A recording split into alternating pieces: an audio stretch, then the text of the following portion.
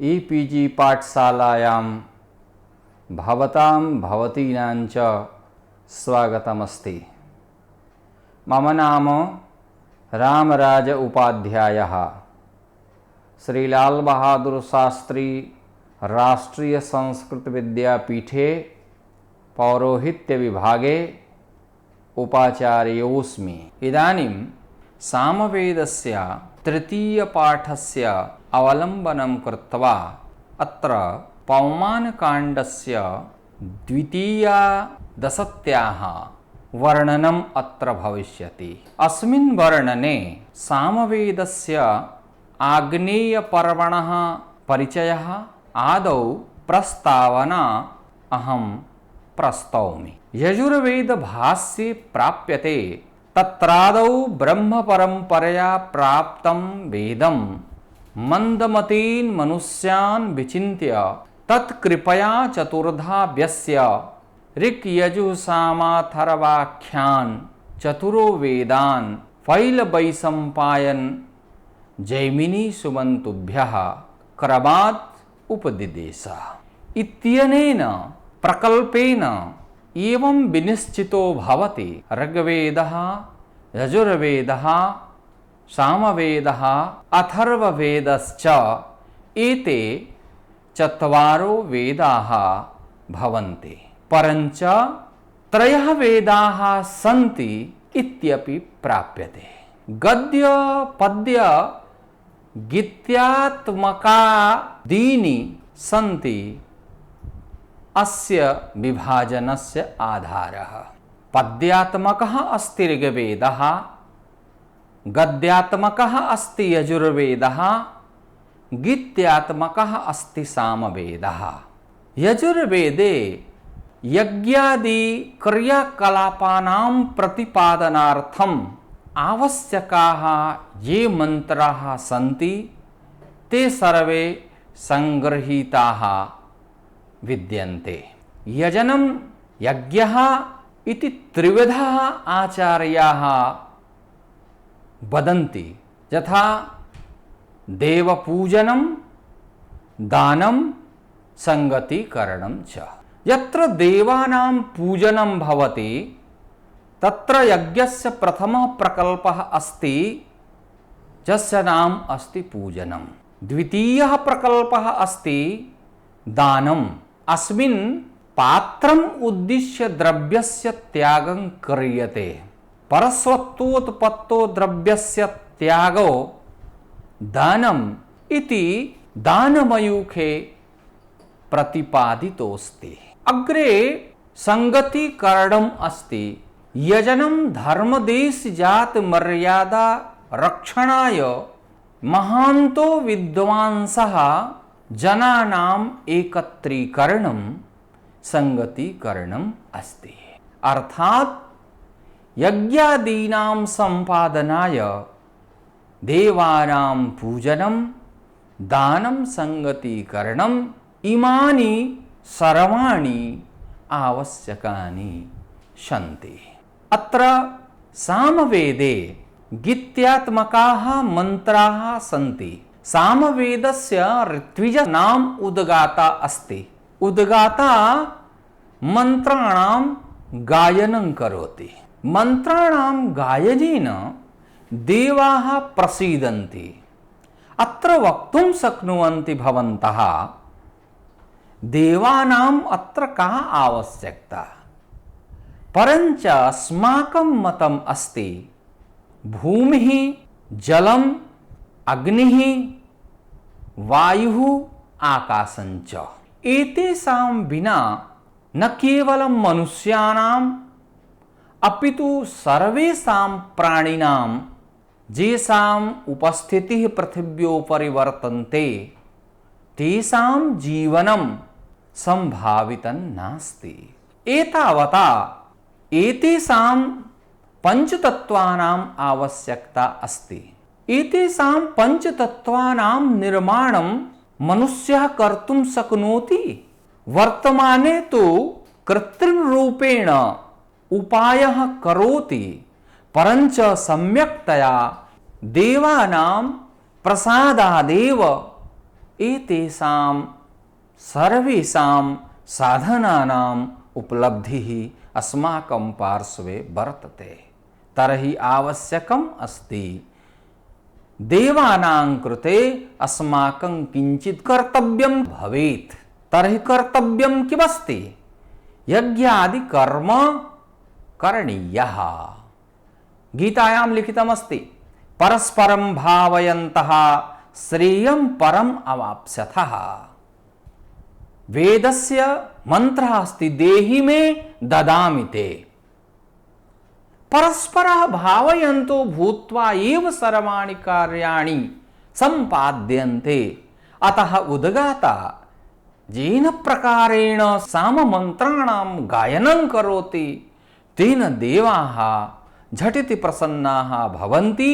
तथा च तस्य पूजकस्य यत्किमपि मनोभिलषितः भवति तस्य सर्वस्य पूर्तिं करोति। अतः सामवेदस्य द्वितीयां दशत्यां ये मंत्राः सन्ति तेषां सर्वेषां मंत्राणाम् अत्र अस्मिन् प्रकल्पे मंत्रः, पदपाठः, अन्वयः यथा सायण दिशा वर्तते, सायण महोदयस्य भाष्यं वर्तते तथा अत्र भविष्यति। इत्यनेन प्रकारेण प्रस्तावना पूर्णं कृत्वा वयम् अग्रे चलामः। द्वितीयः प्रकल्पः अस्ति आग्नेयपर्वणः परिचयः। आग्नेयपर्वणः द्वितीयः प्रकल्पः अस्ति आग्नेयपर्वणः वर्णविषयाः। यतोहि पूर्वे प्रतिपादितम् अस्ति पूर्वार्चिक उत्तरार्चिकयोः मध्ये विभक्तमस्ति सामवेदः। तर्हि पूर्वार्चिके चत्वारि पर्वाणि सन्ति। यानि नामानि सन्ति आग्नेयं पर्व, ऐन्द्रं पर्व, पवमानं पर्व, आरण्यकं पर्व च। अत्र आग्नेयं पर्व, ऐन्द्रं पर्व, पवमानं पर्व, आरण्यकं पर्व च। अत्र आग्नेयं पर्व प्रथमं पर्व अस्ति। अस्मिन् 12 खण्डाः विद्यन्ते। अत्र सर्वत्र दशत्याः सन्ति, परञ्च सर्वासु दशतिषु समानभागेन मन्त्राः न प्राप्यन्ते। यथा दशति इति नाम अस्ति तर्हि दशमन्त्राणां समूहः इति तु शब्दार्थः कर्तुं शक्यते, परञ्च तत्र भेदः अस्ति। कस्मिन्नपि कुत्रापि 8 मन्त्राः सन्ति, कुत्रापि 10 मन्त्राः सन्ति, 14 मन्त्राः अपि यत्र कुत्रापि सन्ति। अनेन प्रकारेण भेदाः विद्यन्ते। तर्हि आग्नेये पर्वणि अग्निदेवतानां प्रीतये मन्त्राः प्रतिपादिताः सन्ति। प्रथमः मन्त्रः अग्नयाया हि वीतये गृणानो हव्यदातये निहोता सत्सिवर्हिषि इति पूर्वे प्रकल्पे मया व्याख्यातम्।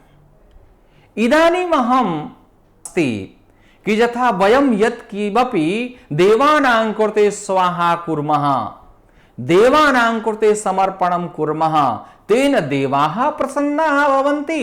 तर्हि प्रसन्नो भूत्वा ते यत्किमपि दास्यन्ति अथवा आशीर्वादं ते प्रदानं कुर्वन्ति, तर्हि तेन आशीर्वादेन मनुष्याः मानवाः कृतकृत्याः भवन्ति।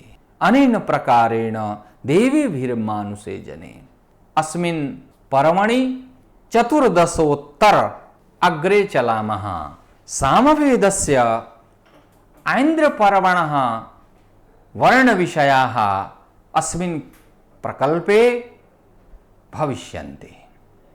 तर्हि ऐन्द्रपर्वणि इंद्रदेवता को मंत्राः सन्ति अस्मिन् इंद्रस्य प्रीतये केन प्रकारेण के मंत्राः उच्चार्यन्ते येन इंद्रः प्रसन्नः भवेत् इति तत्र विचारः अस्ति। यस्य वर्णनं सामवेदसंहितायाः द्वितीये अध्याये, तृतीये अध्याये, चतुर्थे अध्याये च प्राप्यते। अतः एतेषु अध्यायेषु कथम इंद्रस्य प्रसन्नार्थं मंत्राः तत्र संगृहीताः सन्ति एतत् सर्वं व्याख्यातम् अस्ति। अग्रिमे प्रकल्पे पौमान् काण्डस्य द्वितीयदशत्याः परिचयः विद्यते। पौमान् काण्डस्य द्वितीयां दशत्यां दशमन्त्राः सन्ति। एतेषां सर्वेषां मन्त्राणाम् आधारः सोमः अस्ति। यतोहि इन्द्रस्य अत्यंत प्रीतिकरः पदार्थः अस्ति स सोमः एव अस्ति। अत्र पौमानस्य नाम सोमस्य यो वर्णनं क्रियते। पूर्वम् अपि मया प्रतिपादितं सोमलता द्वारा एव सोमयज्ञस्य सम्पादनं भवति। तर्हि सोमलतायाः अत्र स्तवनम् अस्ति, पौमानस्य स्तवनम् अस्ति। तथा च सोमे के गुणाः वर्तन्ते तेषां सर्वेषां गुणानां वर्णनम् अस्यां दशत्याम्। अतः अग्रिमे प्रकल्पे प्रसोमासो इत्यारभ्य मंत्रद्वयस्य भाष्यं भविष्यति। अत्र संहितायां मंत्रः प्राप्यते। प्रसोमासो मदच्युतः स्रवसेनो मघोनां सुता विदथे अक्रमुः। अस्य मंत्रस्य पदपाठः अस्ति प्रसोमासः मदच्युतः स्रवसे नः मघोनां सुताः विदथे अक्रमुः। अत्र प्रकर्षेण सोमासः सोमाः, मदच्युतः मदश्राविणः, स्रवसे अन्नाय, नः अस्माकं, मघूनां हविष्मतां, सुताः अभिसुताः, विदथे यज्ञे अक्रमुः गच्छन्ति प्राक्रमुः प्रगच्छन्ति। सामवेद संहितायाः अस्य मंत्रस्य भाष्ये सायणाचार्याः लिखन्ति सोमासः सोमाः मदच्युतः मदश्राविणः सुता अभिसुताः सन्तः मघोनं हविष्मतां नः अस्माकं संबंधिनी विदथे यज्ञे स्रवसे अन्नाय कीर्तयेवा प्राक्रमुः प्रगच्छन्ति मघोनां मघोनः इत्यपि पाठः विद्यते। अत्र सोमस्य गुणस्य वर्णनम् अस्ति। सोमे के गुणाः प्रतिपादिताः सन्ति सर्वेषां वर्णनं क्रमशः अस्ति। परञ्च केवलम् अस्यां दशत्याम् एव सर्वेषां गुणानां वर्णनं भविष्यति इति नास्ति। केचन गुणाः सन्ति येषां वर्णनम् अत्र भवितुं शक्यते, यतोहि अत्र केवलं दशमन्त्राः एव स्वीक्रियन्ते। तर्हि द्वितीये मन्त्रे प्राप्यते प्रसोमासो विपश्चितोपो नयन्त ऊर्मयः वनानि महिषा इव। अस्य मंत्रस्य पदपाठः प्राप्यते प्रसोमासः विपश्चितः विपः चितः अपः नयन्त ऊर्मयः वनानि महिष इव। अस्य मंत्रस्य आचार्याः सायण महोदयाः प्रनाम प्रकरसः प्रकर्षेण क्रियते इति प्र उपसर्गः अस्ति।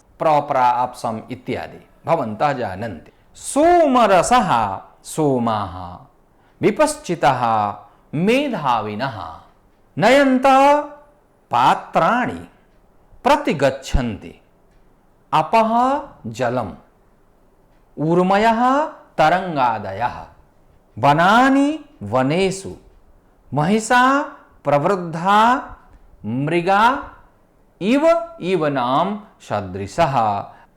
अस्य मंत्रस्य भाष्ये ते लिखन्ति विपश्चितः मेधाविनः सोमासः सोमाः प्रणयन्त पात्राणि प्रतिगच्छन्ति किमिव उप ऊर्मयः अपः इति षष्ठी व्यत्ययेन द्वितीया अपामूर्मयः अतएव बहवृचा अपान्नयन्ति इति पठन्ति ते यथा सततम् उद्भवन्ति तदवत् बाहुल्येयं दृष्टान्तः अर्थतो दृष्टान्तान्तरम् अभिधीयते वनानि महिषाः प्रवृद्धा मृगा इव। अनेन प्रकारेण अस्य मंत्रस्य भाष्यं सामवेद संहितायां प्राप्यते।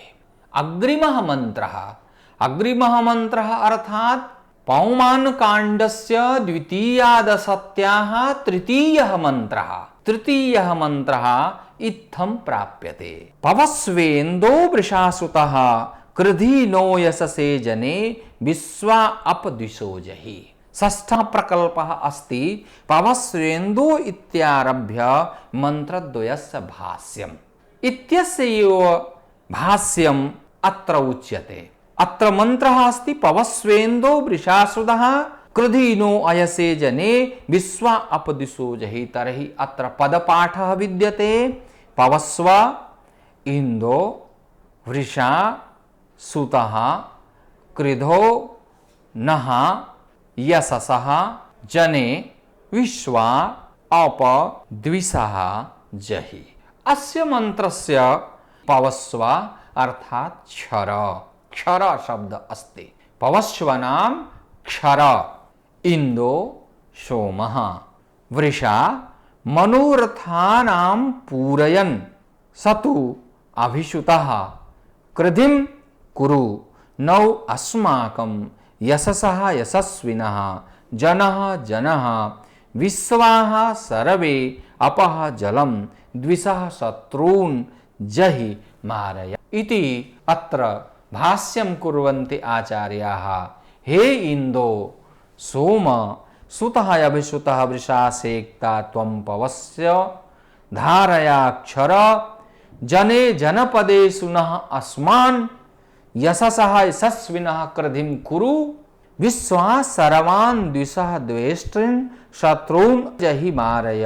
अयं मंत्रः सामवेद संहितायाः क्रमे 19-चतुःशततमो मंत्रः अस्ति। अनेन प्रकारेण अयं मंत्रः संजातः। अग्रिमः मंत्रः अस्ति वृषा हि असि भानुना द्युमन्तं त्वां हवामहे पवमानः स्वर्दृशम्। अस्य मंत्रस्य पदपाठः वृषा हि असि भानुना द्युमन्त तवा हवामहे पवमान स्वर्दिशं स्वः दृशम्। वृषा अभिलषितानां वर्षिता असि भवसि हि खलु भानुना तेजसः द्युमन्तं दीप्तिमन्तं तवा तवां हवामहे आह्वयामहे पवमान पूयमान स्वर्दिशं सर्वस्य दृष्टारम्। अस्य मंत्रस्य भाष्यं कुर्वन्ति आचार्याः। हे सोम त्वं वृषा अविलसित फलानां वर्षिता असि हि भवसि खलु तस्मात् ते पवमान पूयमान पुनान् वा सोम स्वर्दृशं सर्वस्य द्रष्टारं भानुना तेजसा द्युमन्तं दीप्तिमन्तं अतिशयेन तेजस्विनम् इत्यर्थः। स्तुतिमन्तं वा तवा त्वां हवामहे यज्ञेषु आह्वयामहे इत्यनेन प्रकारेण अस्य मंत्रस्य भाष्यं प्रतिपादितम् अस्ति। अग्रिमः प्रकल्पः अस्ति इन्दुः पविष्ठ इत्यारभ्य मन्त्रद्वयस्य भाष्यम्। तर्हि अस्मिन् मन्त्रः अस्ति इन्दुः पविष्ठचेतनः प्रियः कवीनां मतिः सृजदस्वं रथिरिव।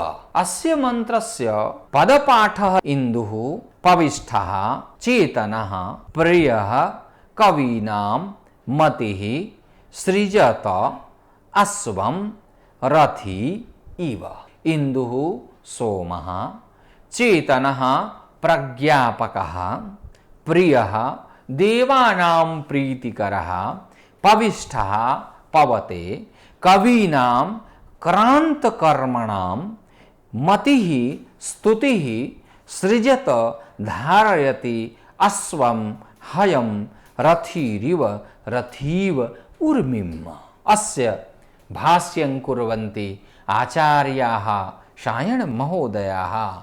चेतनः प्रज्ञापकः प्रियः देवानाम् इन्दुः सोमः कवीनां क्रान्तकर्मणां स्तोत्रीणां मतिः मत्या स्तुत्या पविष्ठ पवते अश्वं हयं रथिरिव रथीव ऊर्मिम्।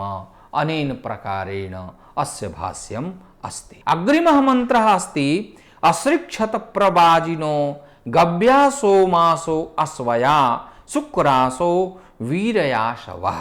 तर्हि अत्र अस्य मन्त्रस्य पदपाठः विद्यते।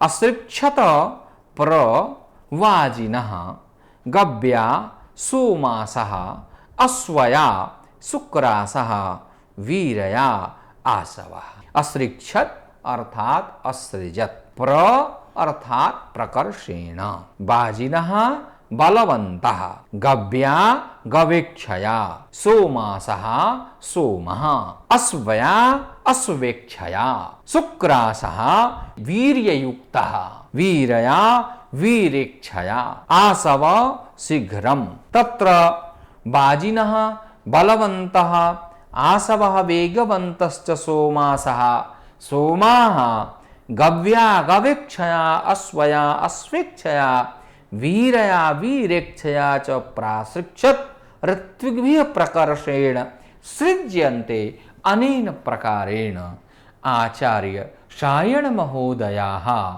सामसंहितायां भाष्यं कुर्वन्ति। सर्वेषां संरचना कथम् अभवत्, सर्वेषां निर्माणं कथं जातं, केन मन्त्रेण कस्य उत्पत्तिः अभवत्, एतत् सर्वं संहितायां प्रतिपादितम् अस्ति। तत्र विविधाः मन्त्राः सन्ति, सर्वेषु मन्त्रेषु वैशिष्ट्यं विद्यते। अग्रिमः प्रकल्पः अस्ति पवस्वदेव इत्यारभ्य मन्त्रद्वयस्य भाष्यम्। पवस्वदेव आयुषगिन्द्र गच्छतु ते मदः वायुमारोह धर्मणा।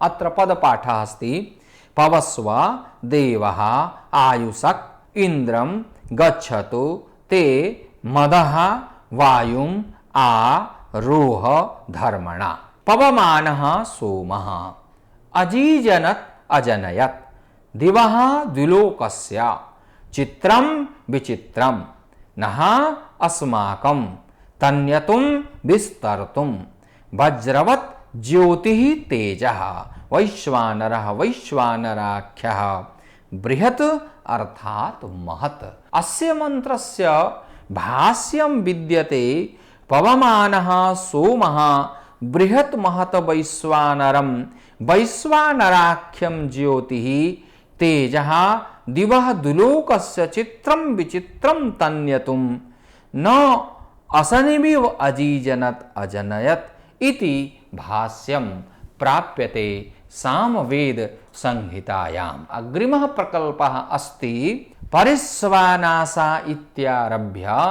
मन्त्रद्वयस्य भाष्यम्। परिस्वानासः इन्दवो मदाय बर्हणा गिरा मधो अर्षन्ति धारया। अस्य मन्त्रस्य पदपाठः विद्यते। परिस्वानासः इन्दवः मदाय बर्हणा गिरा मधो अर्षन्ति धारया परि उपरि स्वानासः सुवानाः इन्दवः दीप्ताः मदाय आनन्दाय बर्हणा महत्या गिरा वाणी स्तुतिरूपा मधो मदकराः रसन्ति अधाक्षरन्ति धारया धारारूपेण। अत्र भाष्यं कुर्वन्ति अस्य मन्त्रस्य आचार्याः स्वानासः सुवानाः अभिषूयमाणाः इन्दवः दीप्ताः बर्हणा महत्या गिरा स्तुतिरूपया वाचा मधो इति विभक्ति व्यत्ययः। मधोः पदकराः सोमाः धारया सह देवानां मदाय तदर्थं पर्यसन्ति दशा पवित्रा दधाक्षरन्तीत्यर्थः। अनेन प्रकारेण अत्र अस्य मन्त्रस्य भाष्यं प्राप्यते। अग्रिमः मन्त्रः अस्ति परिप्राशिष्यदत्कविः सिन्धोरुर्मावधिश्रितः कारुं बिभ्रत् पुरुस्पृहम्। अस्य मन्त्रस्य पदपाठः अस्ति परिप्राशिष्यदत् कविः सिन्धोः ऊर्मो अधिश्रितः कारुं बिभ्रत् पुरु स्पृहम्। परि उपरि प्राशिष्यत् परिस्यन्दते कविः मेधावी सिन्धोरुर्मावधिश्रितः आश्रितः कारुं स्तोतारं बिभ्रत् धारयन् पुरुस्पृहं बहुभिः स्पृहणीयम्। अतो हि अस्य मन्त्रस्य भाष्यं कुर्वन्ति आचार्याः परिः प्राशिष्यत् परिष्यन्दते कविः मेधाविः सिन्धोरुर्मावधिश्रितः आश्रितः सन् पुरुस्पृहं बहुभिः स्पृहणीयं कारुं स्तोतारं बिभ्रत् धारयन् सोमः परिस्यन्दते इति सम्बन्धः कारुं कारम् इति अर्थः अस्ति। अनेन प्रकारेण एतेषां 10 मन्त्राणां भाष्यं कुर्वन्ति आचार्याः सायण महोदयाः। पवमान काण्डस्य प्रथम खण्डस्य द्वितीयां दशत्याम् एते 10 मन्त्राः प्राप्यन्ते। एतेषां 10 मन्त्राणां पदपाठः भाष्यादिकं सर्वं सायण महोदयानुसारेण तथा च पदपाठकारः गार्ग्य महोदयानुसारेण अत्र सर्वं प्रतिपादितम्। पुनः किञ्चित् विचारं कुर्मः अग्रिमः प्रकल्पे। तर्हि अस्माकम् अग्रिमो प्रकल्पः अस्ति सामवेदीय स्वराणां परिचयः।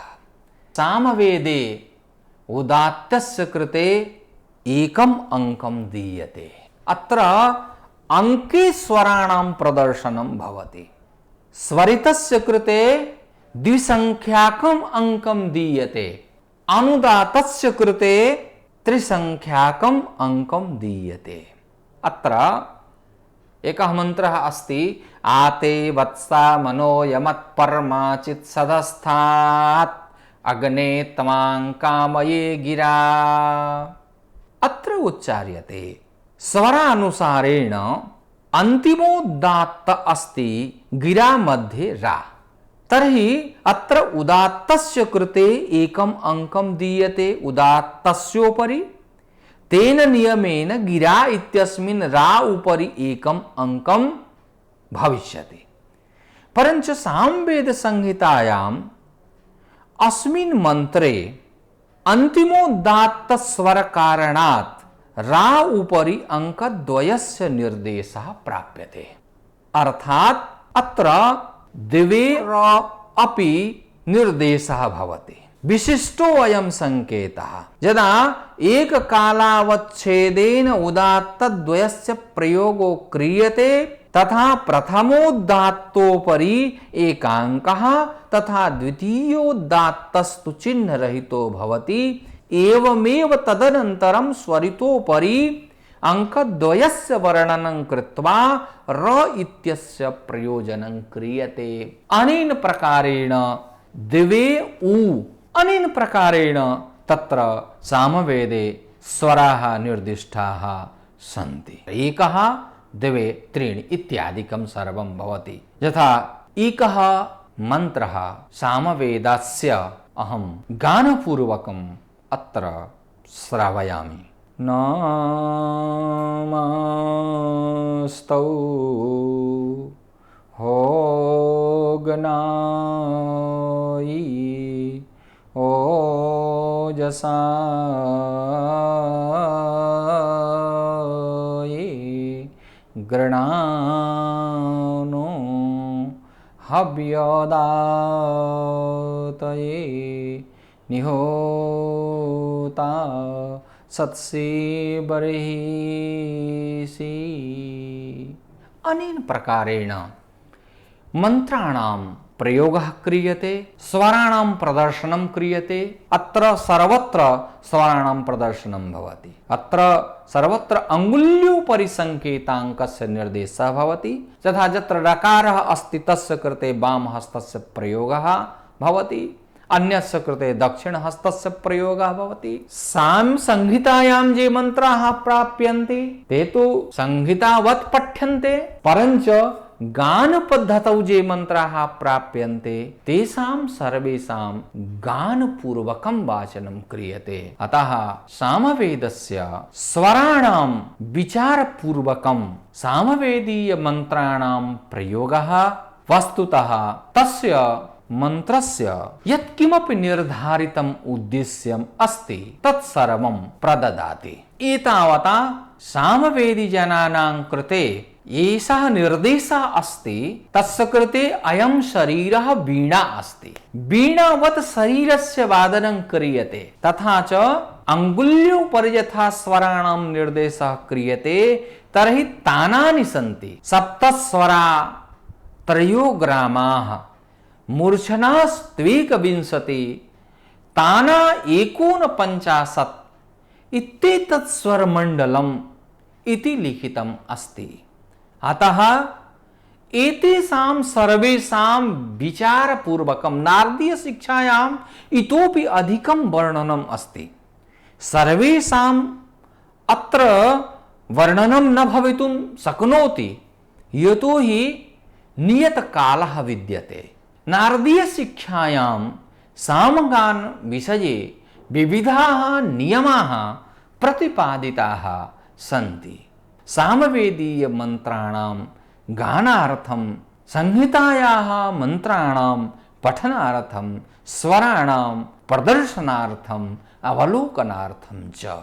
अतः सामवेदस्य विषये इदानीम् अयं प्रकल्पः प्रपूरितो भवति। मन्ये भवतां सर्वेषां कृते अयं प्रकल्पः अतीव उपादेयः भविष्यति इति मनसि अस्माकं कामना विद्यते इति विचिन्त्य अस्माकं मनसि एवम् आयाति सामवेदस्योपरि विशिष्टाध्ययनस्य आवश्यकता विद्यते। तर्हि भवन्तः सर्वे प्रयासं कुर्वन्तु। अतः सामवेदाय नमो नमः इति उक्त्वा अहम् अत्र विरमामि। नमो नमः, धन्यवादः।